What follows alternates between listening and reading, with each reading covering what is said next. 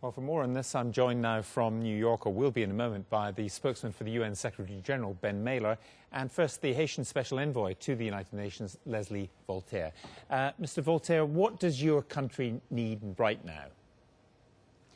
Right now, we need to restore the government capacity to coordinate, to plan and execute, and also to dig out the victims, the survivors, give proper burials, decent burials to the Haitians that have been victims, and give food, shelter, water, and medical assistance to the people who are sleeping in the streets, in the parks, in the schools, and to clear the streets so help can be distributed.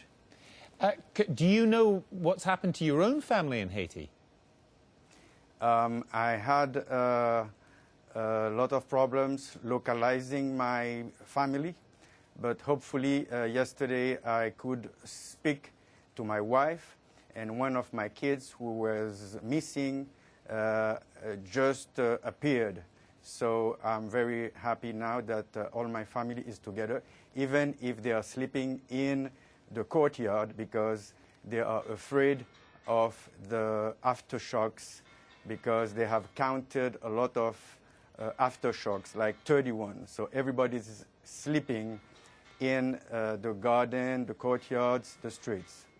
Mr. Malor, thank you for joining us. I just wonder what you think the UN is able to achieve in the short term in this immediate rescue efforts.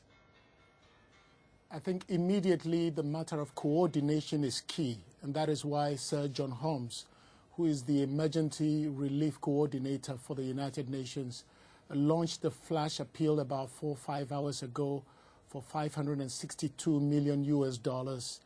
And I think one of the people who preceded me mentioned the need for food, water, shelter, and also medical teams needed to attend to the needs of those who survived. So immediately, I think coordination is going to be crucial. People are feeling generous and want to donate and give things, but coordination on the ground is key. Also, the World Food Programme has already started distributing food, even though it's in a small way, but they're aiming at 2 million people over the next few weeks, and UNICEF and all the others are pitching in to do the best they can for the survivors. Mr.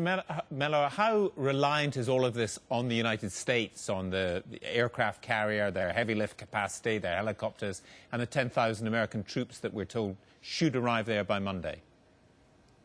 That is excellent news, and the United Nations welcomes President Obama's commitment and every offer that has been made. But don't forget that before all this, the United Nations mission in Haiti has been working with the people there. So there is a lot of knowledge of the situation on the ground. As I talk to you, some of our troops, our police, have intensified patrol in certain areas. So an additional effort, not just from the United States. I know the UK, Spain, France, Brazil, Jamaica, a whole lot of other countries I can't fully mention here, are all eager and pledging and offering help. But it's important to coordinate this on the ground with the United Nations for the benefit of the survivors. Mr. Voltaire, I just wondered, we heard from your government saying there were some fears about disorder on the ground, prospect of looting and violence and so on. How real are those fears? How worrying is that? The people are very hungry. The earthquake happened at 5 o'clock on the 12th of January. Today we are on the 15th. We have spent like 72 hours waiting for the food. The people who were already in dire needs and had only one meal or a day are hungry. So I think that if food and water doesn't arrive rapidly, we will see more problems in the streets. Mr. Malor, just a final thought. Have we learned as an international community much from previous disasters? I mean, it's clearly very, very frustrating for the people on the ground, the slowness of getting the aid there. It will seem terrible to them. Have we learned very much from past experiences?